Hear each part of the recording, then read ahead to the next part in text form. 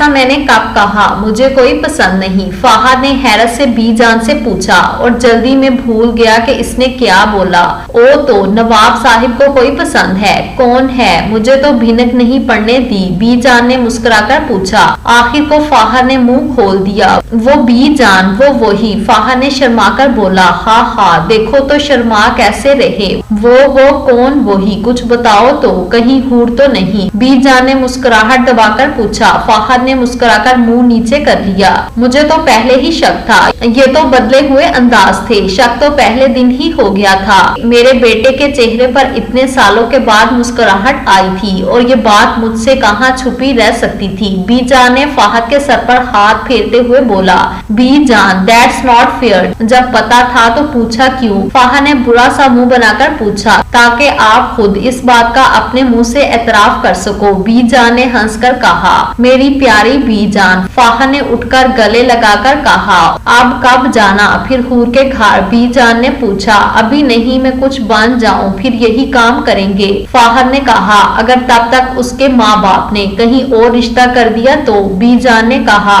ایسا نہیں ہو سکتا اور نہ میں ایسا ہونے دوں گا، فہد نے اٹک لہجے میں کہا، جبکہ بی جان فہد کی خوشیوں کے لیے دعا کرنے لگی۔ بیٹا، آج آپ کے بابا کے دوست آ رہے، سب کچھ تیار ہے، بس تم کچھ فضول حرکت نہ کرنا۔ مریم نے حور کو وارننگ دی۔ ماما، میں بچی نہیں ہوں، آپ ایسے ہی بولتی رہتی مجھے، حور نے برا سا منہ بنا کر کہا۔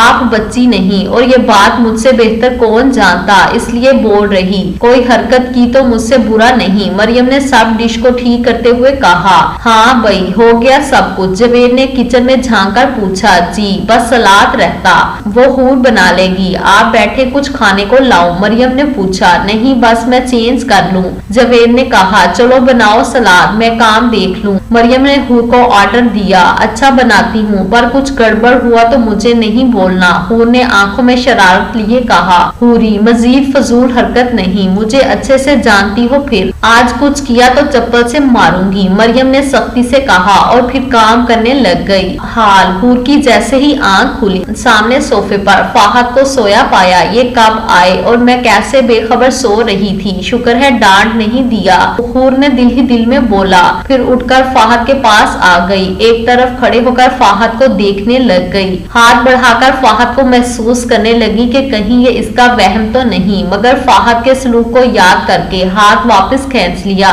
کیونکہ فہد کی نیند بہت کچی ہوتی ہے، ذرا سی آہٹ پر ٹوٹ جاتی ہے، اور یہ بات حور سے بہتر کوئی نہیں جان سکتا تھا۔ آپ کو پتا نہیں میں نے کتنا مس کیا آپ کو، بے شک آپ مجھ سے ٹھیک سے بات بھی نہیں کرتے، مگر پھر بھی آپ کا میرے آس پاس ہونا ہی میرے لیے کافی ہے، حور نے فہد کو جھک کر گھور کر دیکھتے ہوئے دل میں کہا، اس ڈر سے کہ کہیں فہد کی نیند نہ خراب ہو جائے۔ حور چپکے سے گزرنے لگی، مگر ابھی تھوڑے قدم چلی تھی کہ حور کا دوپٹہ کہیں پھنس گیا، جب دیکھا تو فہد کے بازو کو نیچے آ چکا تھا، کیونکہ جب حور جھک کر فہد کو دیکھ رہی تھی تو فہد بھی جاگ رہا تھا، مگر جان بوجھ کر سونے کی اداکاری کر رہا تھا۔ پھر جب حور باہر نکلنے لگی تو فہد نے جلدی سے دوپٹہ ہاتھ کے نیچے کر کے سائڈ لے لی، حور نے دیکھا تو ایک منٹ کے لیے حلق خوش ہو گیا، پھر آہستہ آہستہ چل کر آئی اور پاس بیٹھ کر دوپٹہ نکالنے لگی، فہد کا ہاتھ تھوڑا اوپر کیا کہ کہیں نیند خراب نہ ہو، اور دوسرے ہاتھ سے دوپٹہ نکالنے لگی کہ اچانک فہد نے ہاتھ پر دباؤ ڈال دیا اور حور کا ہاتھ فہد کے نیچے آ گیا۔ حور نے یہ دیکھ کر رونی شکل بنا لی اور دل میں دعا کرنے لگ گئی کہ فہد کا طوفان نہ آئے، اور فہد آدھی بند آنکھوں سے حور کے منہ کو دیکھ رہا تھا۔ حور ایک دفعہ پھر جھکی اور کوشش کرنے لگی، اسی پل کا فائدہ اٹھاتے ہوئے فہد نے بازو کا استعمال کیا اور حور کو تھوڑا سا جھٹکا دیا۔ حور اپنا وزن متوازن نہ رکھنے کی وجہ سے فہد کے اوپر گر گئی اور فہد کے سینے سے آ لگی، اسی پر زور سے آنکھوں کو بند کر لیا اور آنے والے طوفان کے لیے خود کو تیار کرنے لگ گئی، جبکہ فہد نے حور کے گرد اپنے بازو پھیلا دیے اور حور نے کوشش کی کہ اٹھ سکے، مگر فہد نے یہ کوشش ناکام کر دی اور زور سے اپنے ساتھ لگا لیا۔ یوں اب حور کی بھاگنے کی راہیں بھی ختم۔ یہ کیا ہو رہا تھا؟ فہد نے حور کا چہرہ اوپر کر کے پوچھا۔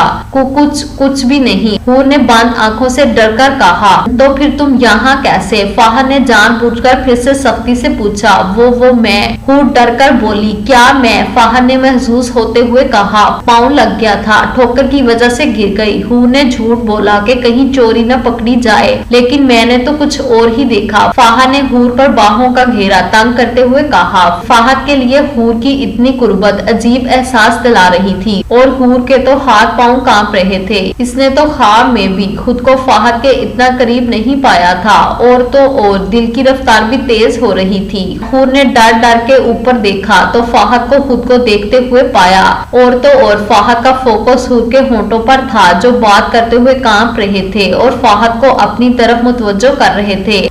I am so sorry۔ حور نے شرم سے لال ہوتے ہوئے لب کھول لیے تھے کہ فہد نے حور کے ہونٹوں کو اپنے ہونٹوں کی پناہ میں لے لیا۔ حور فہد کی اس حرکت پر شرم سے سرخ ہو گئی اور مزاحمت کرنے لگی، لیکن اسی پل فہد نے حور کی کمر پر ہاتھ رکھ کر حور کو مزید اپنے قریب کر لیا اور اپنی محبت کا پہلا جام پلانے لگا۔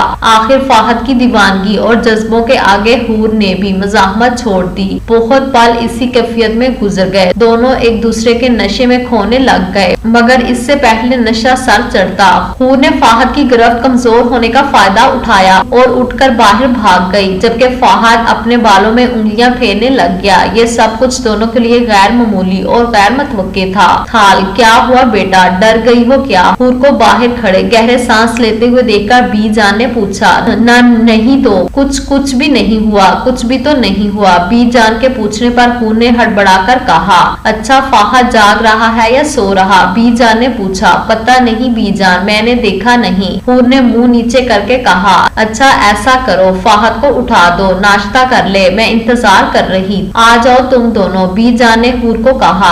میں کیسے بی جان؟ حور نے پریشان ہو کر پوچھا۔ کچھ دیر پہلے والا موقع یاد کر کے منہ شرم سے لال ہو گیا۔ ارے کچھ نہیں ہوتا، شوہر ہے، آس پاس رہا کرو تاکہ تمہاری طرف متوجہ ہو سکے، بی جان نے حور کو ڈانٹا۔